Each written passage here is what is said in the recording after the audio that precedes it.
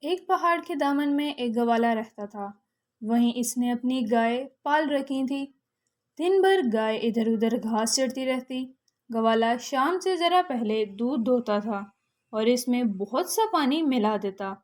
قریب ایک قصبہ تھا۔ شام کے اندھیرے میں دودھ لے کر اس قصبے میں جاتا اور خالص دودھ کی صدا لگا کر بیچتا۔ ضرورت کی چیزیں خرید پاتا اور واپس اپنے ٹھکانے پر پہنچ جاتا۔ دودھ کے گاہک اکثر شکایت کرتے کہ دودھ پتلا ہے، اس میں پانی نہ ملایا کرو، مگر گوالا ایک کان سے سنتا اور دوسرے سے اڑا دیتا اور کہتا دودھ خشک تو ہوتا ہی نہیں، دودھ میں پانی کی ملاوٹ قدرتی امر ہے، میں پانی ملانے والا کون ہوں؟ اسی طرح ایک عرصہ گزر جاتا ہے۔ گوالے کے پاس بہت سا روپیہ پیسہ جمع ہو جاتا ہے اور اسے اپنی دولت مندی کا احساس ہونے لگا۔ وہ قصبے میں اکڑ اکڑ کر چلتا اور کسی کی شکایت پر کان نہ دھرتا۔ لالچ بڑھتی گئی۔ وہ دودھ میں پہلے سے زیادہ پانی ملانے لگا۔ گوالے کی بددیانتی پر قدرت کا قہر نازل ہونا شروع ہو گیا۔ ہواؤں کی ایک دن یکایک سیاہ گھٹا اٹھی، بڑی، پھیلی اور آسمان پر چھا گئی۔ سورج کو اپنی لپیٹ میں لے لیا اور ہر طرف سیاہ شامیانہ تن دیا۔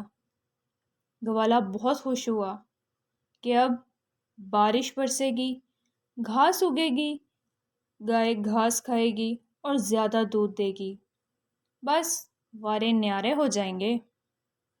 بادل گرجا، بجلی چمکی، بوندیں ٹپکیں اور بارش ہونے لگی۔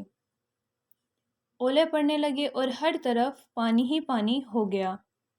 پہاڑوں سے پانی کا سیلاب اتر آیا اور اس شدت سے بڑھا کہ گوالے کی گائے بھی بیچ میں چلی گئی اور کچھ گھر بھی بیچ میں بہہ گئے۔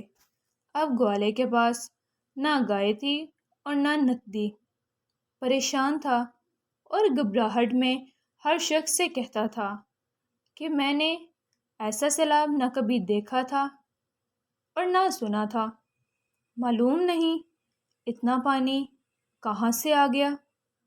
ایک عقل مند نے سنا تو کہا، یہ وہی پانی ہے جو تم دودھ میں ملایا کرتے تھے، خدا نے اسی پانی کو سیلاب بنا دیا اور تمہیں بے ایمان اور بددیانتی کی سزا دی۔